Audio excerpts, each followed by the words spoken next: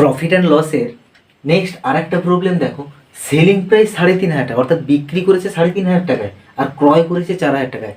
Already সে 500 টাকা loss করে বসে আছে। কত? 500 টাকা সে লস করে বসে আছে। লসটা তার কার উপর হয়েছে? এই কেনার উপরে।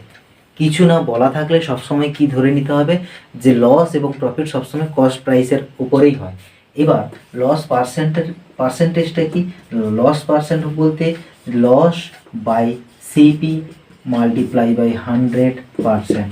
লস 500 টাকা হয়েছে কার ওপর? কস্ট প্রাইসের ওপর। কস্ট প্রাইস কত? না 4,000 টাকা, মাল্টিপ্লাই বাই 100%।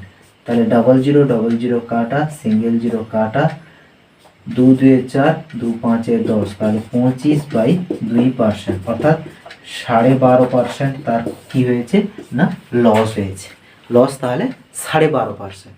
ওকে, একদম ইজি ছিল, এগুলো বেসিক জিনিস।